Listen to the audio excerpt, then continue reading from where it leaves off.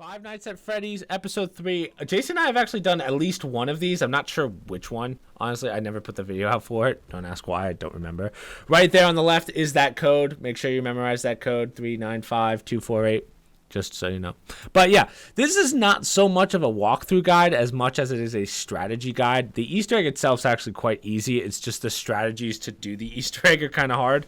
So to do 100% of this, it could be a little hellish if you're not prepared. So we're going to take you through the way that we did it. Not too difficult, especially if you know Five Nights at Freddy's. But yeah, just one part that's pretty difficult. Technically two, but you know. So first thing we're going to do is we're going to pick up the phone just to start the Easter egg. I don't know if you actually have to do that, but that just kind of sets everything up. And then we're going to get 1,000. So Jason just opened this door.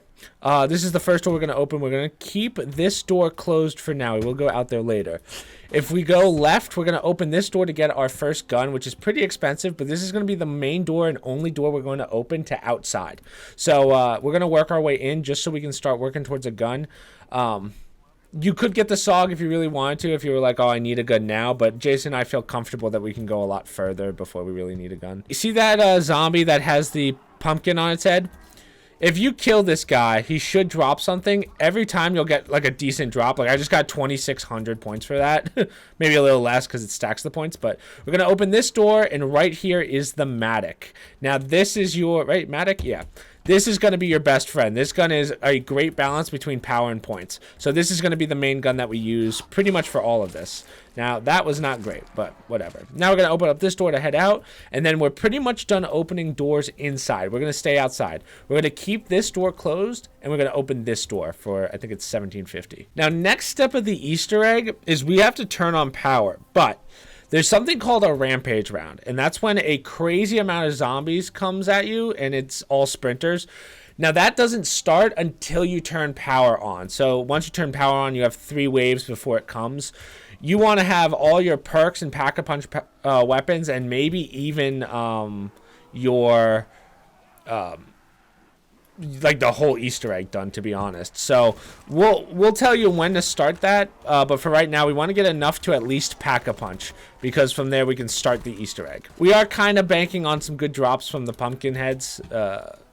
Ideally you tend to get a lot, but you know, with our luck and recording, it always goes downhill. All right, Jason just opened this gate, which allows us to get to Pack-a-Punch, which is right here. And if you come over here, you will turn on power. Now, we're going to hold off on power, because as I said, once you turn on power, you will see on the TVs a counter, and that says how many rounds until the rampage round. We're going to wait till about round 9 to do that. Just because by then we should have enough points to at least pack-a-punch a gun and get the main perks that we need. Now, if you're wondering how much money that is, that's probably about like 8,000. So you might both want, by round 9, you should be able to have 8,000, unless you've been buying a lot of guns, like spinning. But as you guys know, we don't spin for most Easter eggs unless we absolutely have to. So real fast, see this barrel right here for 2,500? This makes a barrier so that if you want to pack-a-punch without feeling like you're getting overrun, you just pop that, and then you can pack-a-punch in there, but you have to wait for it to go down, I believe. I don't know. I wouldn't run through fire. I don't know if you would. Round 9, guys. I know I said 8,000. I totally forgot that we have to pack a punch. So it's actually more like 12,000, just so you can get jugs, double tap, speed, and a pack a punch weapon. And then we could bang the whole Easter egg out in one step, like in one wave. Okay, guys, round 9. We got 1 zombie save. We're going to turn on power. Now, as we said, you will see TVs all over the map, and it will say how many rounds you have to wait. So we still have to wait 6 rounds anyway, so you'll be good on most stuff here.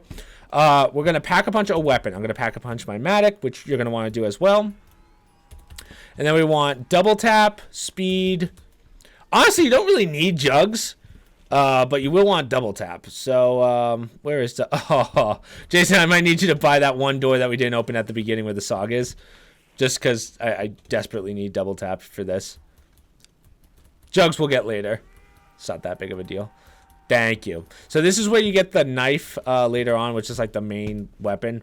I'm just going to grab double tap, and I think I can pretty much bang out the whole Easter egg here. So, Jason, if you want to take him outside, I would greatly appreciate that. There's 4 things we have to do. We're going to basically bang them out all in one. So the first step is we have to collect the poster. So Come in here. Matic buys over there. We're going to grab this poster. That's 1. Number 2. See these buttons here? 1, 2, 3, 4. That is literally the order. So that's 2 done. Next is the cupcakes. 1 cupcake here. Another cupcake here. And then the last one is in front of Stam. Boom. Done with that. Now the last one is the hardest. Now remember that code that we wrote down at the beginning during the loading screen? Right here is a keypad. This is the top of the keypad saying that everything underneath is a part, basically. So right, if you were to look at a number pad, 1, 2, 3, 4, 5, 6, 7, 8, 9, right? 3, 9, 5, 2, is it 4, 8. There we go. Now we're good. Okay. So I have all my perks now. We still have how many waves until we still have 4 waves till the hard part. So yeah, I'll do this now. So after you've done all those steps, so poster, buttons, cupcakes, and that keypad, this will start glowing. Play FNAF 2.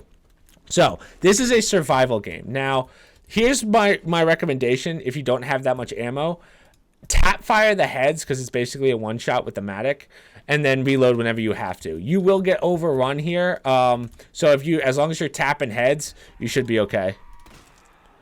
And as long as you have speed and double tap, you should be good. Like if you do it right, they don't even come past the barrier. Now, if you fail, like if you get overrun and die, it will spawn you back in the spawn room. Downed if you're in 2-player. I don't know what happens if you're in single player. It might just reset you. You can do it again. But you'll know you'll finish when it teleports you out.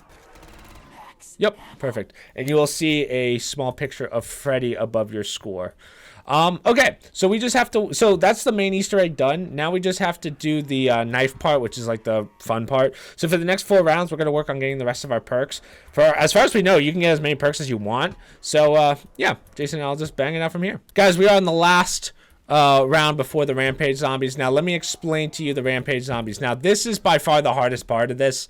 And luckily it doesn't have anything to do with the Easter egg, but it is a side Easter egg that you might want to do just because the Easter egg is so short. So here's why we kept this door closed. If you're not strong with zombies and you're playing with multiple people, Jason's going to stay in here and he's going to basically decimate any zombie that comes to him because there's really only one spawn. Remember, this is a very fast condensed wave because it's all sprinters, but we need to fill a soul box, and that soul box is out here, which is the Dead by Daylight hook. It's one giant soul box in here. That's why we said to keep this closed so that you don't get leveled from behind. Luckily, Jason has an RPG that shoots monkey bombs, so that's going to make this a lot easier, clearly. So you might want to pack-a-punch that RPG, and we're just going to sit here and we're just going to basically slaughter zombies. So that's really it. This is going to be a lot easier. Jason and I are good enough that we'll both sit here, and Jason just has one side, I have the other, and then it's pretty easy to get through this wave. But hopefully those monkey bombs help a lot. Or they'll have no effect whatsoever, and this is going to be difficult. I would also recommend, if you have the extra money, try and spin for fireworks. Like if you can double pack-a-punch and get fireworks, I'm going to spin once. I think I'll be okay without it. But if I get fireworks, that helps a lot. Oh, perfect. I got fireworks. And then what's another thing we could do? I mean, you're good on perks. You might want to buy ammo one more time just in case. So I might as well just spend my 5,000. I don't really need any more perks. I'm good. So I'll just buy my $4,500 of ammo. So I'm going to take this side. Jason's going to take that side. But again, he's got his RPG. And we're just going to basically plow through this soul box. So I got this side, but Jason's just going to fire his...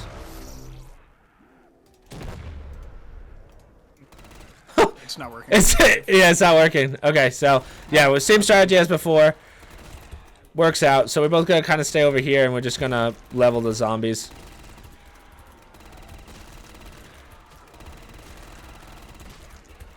Now, it'll stop once the body spawns on here. So, see, that wave took less than 10 seconds. Okay, cool. So, now you will see this orb spawn somewhere on the map. It looks like it's over there. There's a couple different spawns for it. Now you want to save another zombie just because we can bang this out in one. So, yeah. I'm going to go to this side, Jason. We have one zombie left. Let's end this one here. So you will see this orb. There's a couple locations for it. It's always outside. So it's going to move. You can follow it. Oh, watch it not go outside. Where the hell did that go? Oh, When you shoot it, it just kind of bounces around a little bit. So then you have to wait for it to finish bouncing. Yep. She's bouncing. She's going. Yeah, She's it's bouncing going. between the different locations that it can be. So on top of that sign. Yep. And then let's see. I think it's 4 times or 3 times you have to hit it. So these are all the potential locations it could go to. That's basically what it's showing you. Oh, way out there. Where is it? Still bouncing. Still bouncing. There it is. And then there's the Freddy Krueger music, I believe that's from. So Halloween. Potato. And you will see the pumpkin. Now you have to surrender a wonder weapon. I'm gonna surrender the oh, do you have to do both? Oh, I guess you do both. Hold to become evil incarnate. And now you have a knife. And that's it. But it's like not that great from what I can understand. Yeah. Like, see, I've sacrificed my stuff, and every time I get shit. Pick up a gun? Okay. And then try knifing once you have a gun. Oh, okay. Honestly, little underwhelming. But you know what? It's a good Easter egg. I actually had some fun with it. But, yep, that's the whole thing. Best strategy for it, in our opinion. And, yeah, hopefully that helps you guys out. Good job, Jason.